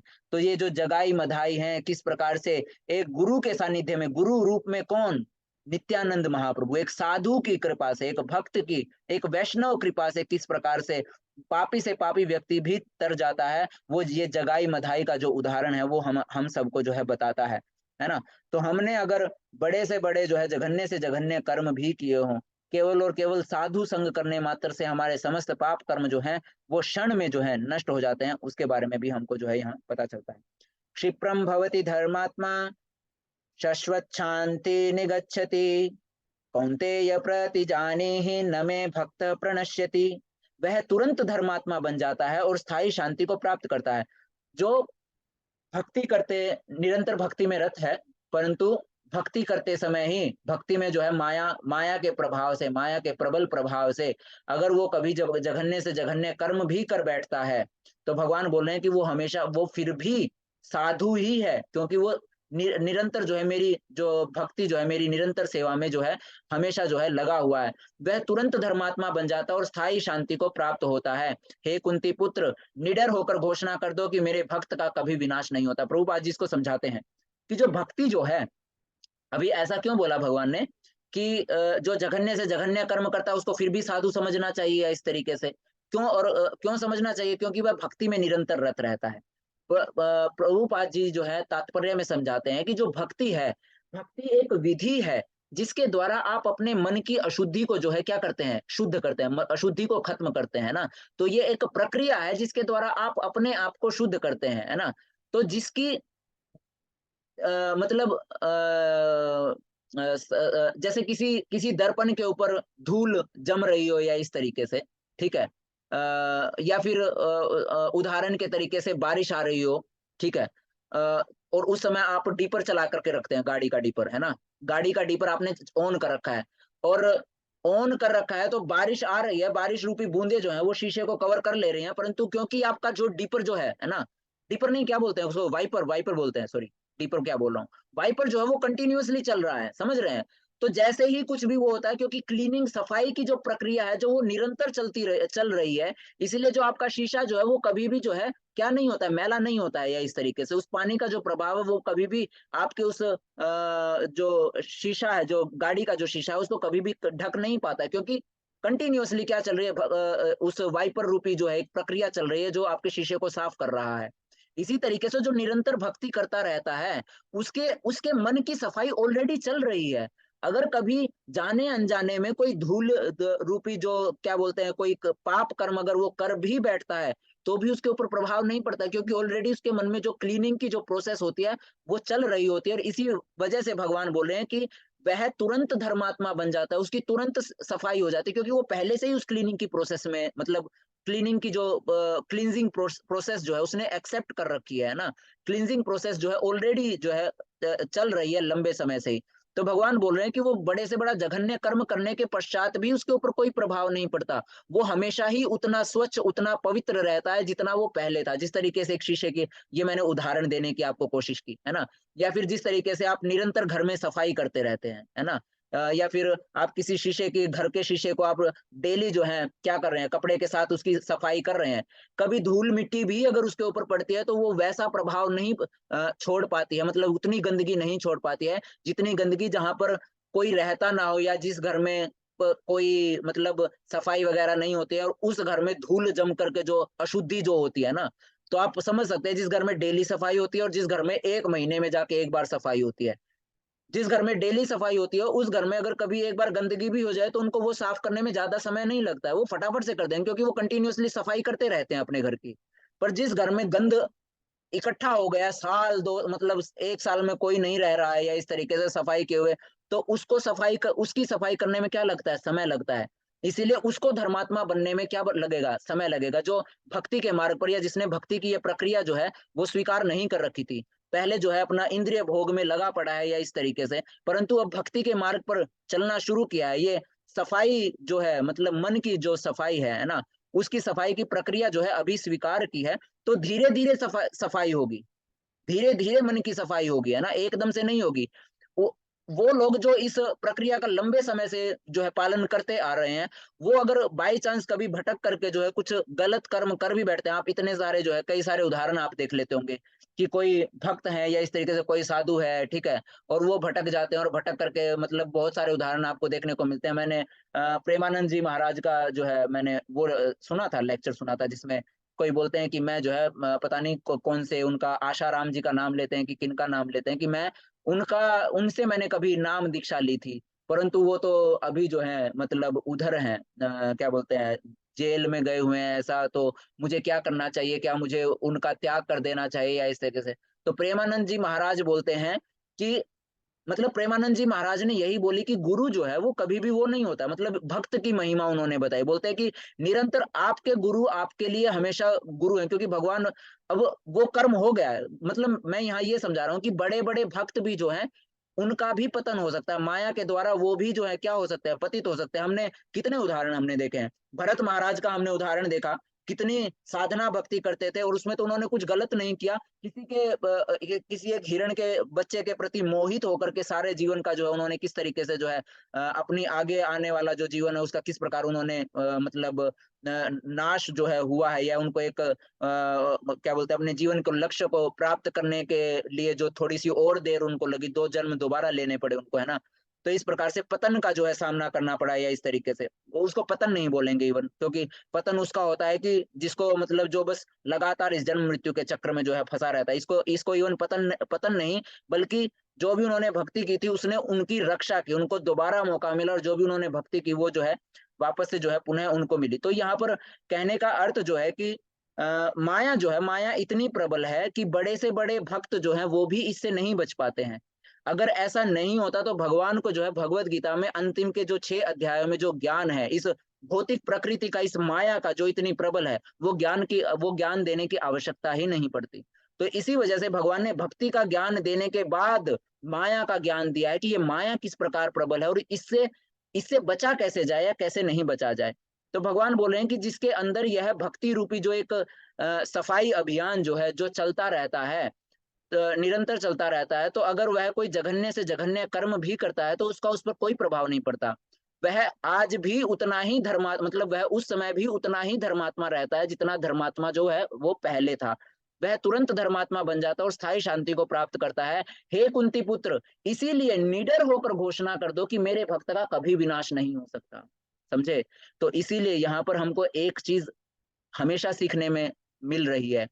आपको जो पता चल जाए कि ये एक वैष्णव हैं, ये भगवान के भक्त हैं, चाहे गलती से जो है उनसे कोई भी कर्म क्यों ना हो गया हो, आप कभी भी उस कर्म की तरफ ना देखें, क्योंकि भगवान जो है, भगवान उस गलत कर्म को गिन नहीं रहे हैं। जब भगवान कृष्ण खुद बोल रहे हैं कि अगर किसी से जघन्य कर्म अगर हो जाता है, वो तुरंत धर्मात्मा बन जाता है, तो मैं और आप जो है किसी भी भक्त के ऊपर उंगली उठाने का जो है हमको कोई अधिकार नहीं। वो भगवान जाने और भगवान का वो जो भक्त है वो जाने, वो भगवान की और भगवान के भक्त के बीच की आपसी बात है।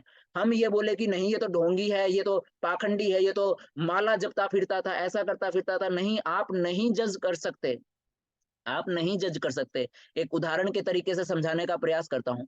आप कहीं पर रहते हैं और आपके किसी पड़ोसी ने जो है क्या कर रखा है, एक कुत्ता पाल रखा है, और वो कुत्ता ऐसा है कि जो भी उनके घर में चाहे कोई आए या ना आए, घर के सामने से भी गुजरता है तो उसको भौंकता है, परंतु आप कभी भी उस कुत्ते को मारते नहीं है।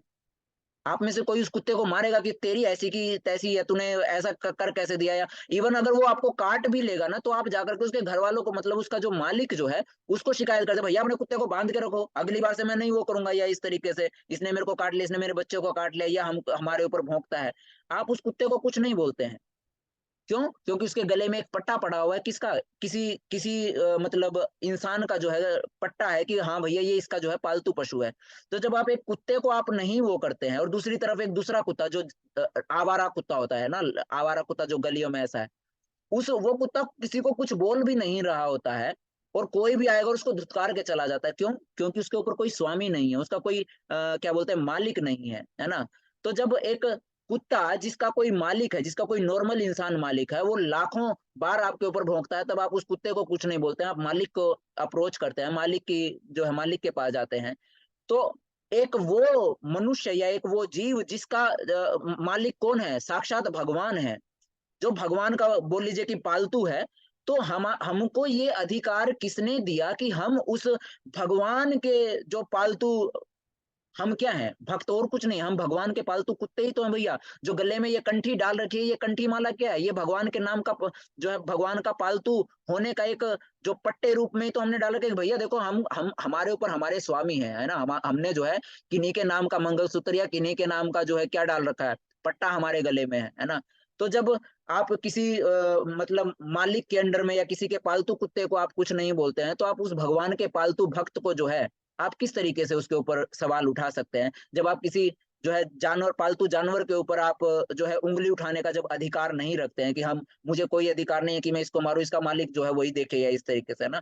तो यहाँ पर हमको समझ में आता है कि हे कुंती पुत्र, निडर होकर घोषणा कर दो कि मेरे भक्त का कभी विनाश नहीं होता। इसीलिए जो भक्त है वो हमेशा भक्त रहेगा, क्योंकि उसके मन में भगवान के प्रति क्या है, भक्ति भाव है। अब उसके मन में जो क्या बोलते हैं, एक अशुद्धि जो आई है, उसकी जिम्मेवारी भगवान की है, हमारी जिम्मेवारी नहीं है कि वो उस क्या बोलते हैं कमी को, या क्या बोलते हैं जो भी एक अशुद्धि आई है उसको किस तरीके से वो साफ करें। हम भगवान से प्रार्थना कर सकते हैं कि भगवान के प्रभु, आपके जो ये भक्त हैं उनके अंदर जो ये अशुद्धि है वो अच्छी बात नहीं है। मैं आपसे प्रार्थना करता हूं कि आप अपने भक्त को जो है सही मार्ग दिखाएं। हम इतना कर सकते हैं, इससे ज्यादा नहीं। और आपके मन में कभी भी उसके लिए, उस भक्त के लिए जो है कभी भी ईर्ष्या भाव नहीं आना चाहिए, है ना। इसी को बोला जाता है वैष्णव अपराध। अगर आप किसी भक्त के बारे में गलत सोचते हैं तो आप उसके लिए नहीं, भगवान के प्रति आप अपराध कर रहे हैं। समझ रहे हैं? तो यहाँ पर ये सारा का सारा हमको एक सीख हमको मिलते है कि हमको बस ये पता चल जाए कि ये भक्त है, हमको कोई अधिकार नहीं है उनके बारे में कुछ भी गलत बोलने का। वो भगवान जाने और भगवान का भक्त जाने, वो उन दोनों की पर्सनल बात है, वो कैसे भी भगवान जो है कैसे हैंडल करेंगे ना। तो क्योंकि भगवान खुद बोल रहे हैं कि मेरे भक्त का कभी विनाश नहीं हो जाता, चाहे वो किसी भी जघन्य, चाहे वो कभी जाने अनजाने में जघन्य से जघन्य कर्म भी क्यों ना कर बैठे इस प्रकृति के जो है माया में पड़ करके, है ना। तो इसीलिए वो हमेशा भक्त ही रहता है, उसका कभी विनाश नहीं होता है। इसलिए हम उस भक्त मतलब एक वैष्णव अपराध करके अपने विनाश को जो है न्योता हम ना दें, है ना। माम ही पार्थ व्यपाश्रित्य ये स्युः पाप योनयः स्त्रियो वैश्यास्तथा शूद्रस्ते तेपि यान्ति परां गतिम। हे पार्थ, जो लोग मेरी शरण ग्रहण करते हैं वे चाहे निम्न जन्मा स्त्री हो, वैश्य हो या फिर शूद्र ही क्यों ना हो, वे परम धाम को प्राप्त करते हैं, है ना। तो भगवान बोल रहे हैं कि चाहे किसी के कर्म कैसे भी क्यों ना हो, चाहे वो निम्न जन्मा स्त्री यानी कि वैश्या, है ना। बोल रहे हैं चाहे कोई निम्न जन्मा स्त्री ही कोई क्यों ना हो, कोई वैश्य यानी कि व्यापारी हो, बिजनेस करता है या इस तरीके से, या शूद्र है ना। तो चाहे किसी के कर्म कैसे भी क्यों ना हो, अगर कोई मेरी शरण ग्रहण करता है तो वो परम धाम को प्राप्त करता है, समझे। तो भगवान आपके कर्मों को नहीं देखते हैं। भगवान यहाँ स्वयं बोल रहे हैं कि एक वैश्या, एक निम्न जन्मा स्त्री जो है, बेशक से वो भी क्यों ना हो, अगर वो मेरी शरण ग्रहण कर लेती है तो मैं उसको भी परम धाम लेकर के जाता हूँ, उसको भी मेरे परम धाम की प्राप्ति होती है ना। तो हमने चाहे कितना भी बुरे से बुरा कर्म क्यों ना किया हो प्रभु माता जी, परंतु हमने, आपके मन में ये है कि हाँ आप पूरे मन से जो है भगवान कृष्ण के प्रति समर्पित हो चुके हैं और कृष्ण की शरण आपने ग्रहण कर ली है, बस सारी की सारी चिंताओं से मुक्त हो जाइए, है ना। भगवान ने स्वयं जो है ये क्या दिया है, एक प्रोमिस किया है, वादा किया है कि वो मेरे परम धाम को प्राप्त करता है। मन मना भव मद्भक्तो मद्याजिमाम नमस्कुरु मामे वैश्यसि युक्त्वैवम् आत्मनम् मत्परायण। अपने मन को मेरे नित्य चिंतन में लगाओ, मेरे भक्त बनो, मुझे स्वीकार करो और मेरी ही पूजा करो। इस प्रकार मुझ में पूर्णतया तल्लीन होने पर तुम निश्चित रूप से मुझे को प्राप्त होगे, है ना। तो भगवान ने बता दिया है कि हे अर्जुन, इसीलिए मैं तुम्हें बोल रहा हूं कि अपने मन को मेरे नित्य चिंतन में ही लगाओ, मेरे भक्त बनो और मुझे नमस्कार करते हुए मेरी पूजा करो। जब तुम इस प्रकार से सब कुछ मुझे अर्पित करते हुए करोगे तो मुझ में पूर्णतः तल्लीन होने पर तुम निश्चित रूप से मुझको प्राप्त होगे, है ना।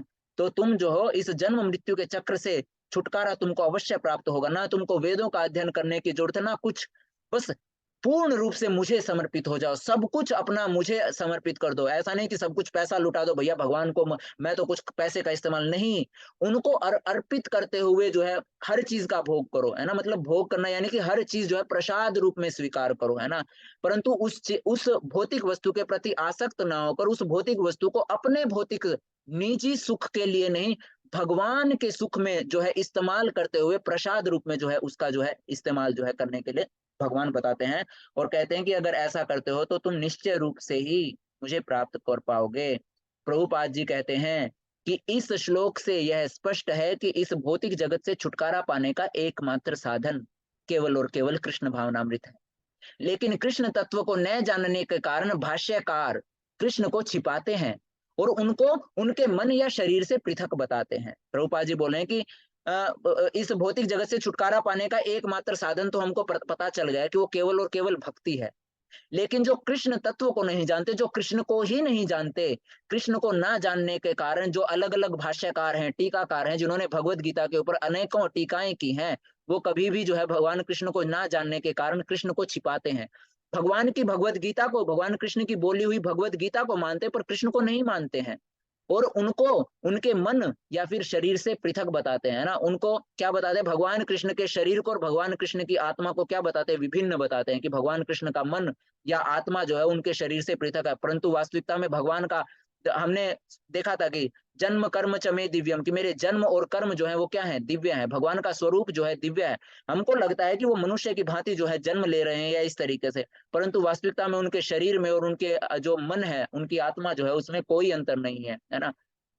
यद्यपि यह कृष्ण तत्व के प्रति निरी अज्ञानता है, किंतु कुछ लोग जनता को भ्रमित करके धन कमाते हैं। अतः मनुष्य को कृष्ण के आदि रूप में मन को स्थिर करना चाहिए और अपने मन में यह दृढ़ विश्वास करके पूजा करने में प्रवृत्त होना चाहिए कि कृष्ण ही परम है। कृष्ण की पूजा के लिए भारत में हजारों मंदिर हैं जहां पर भक्ति का अभ्यास किया जाता है। जब ऐसा अभ्यास हो रहा हो तो मनुष्य को चाहिए कि कृष्ण को नमस्कार करे, उसे अर्च विग्रह के समक्ष नतमस्तक होकर मनसा वाचा कर्मणा, यानी कि मन वचन और कर्म तीनों प्रकार से, यानी कि हर प्रकार से प्रवृत्त होना चाहिए और भगवान की तीनों प्रकार से सेवा करनी चाहिए। इससे वह कृष्ण भाव में पूर्णतया तल्लीन हो सकेगा, इससे वह कृष्ण लोक को जा सकेगा। उसे चाहिए कि कपटी भाष्यकारों के बहकावे में ना आए, उसे श्रवण कीर्तन आदि नवदा भक्ति में प्रवृत्त होना चाहिए, क्योंकि शुद्ध भक्ति ही मानव समाज की चरम उपलब्धि है। तो यहाँ पर हमारा जो ये अध्याय है ये समाप्त होता है।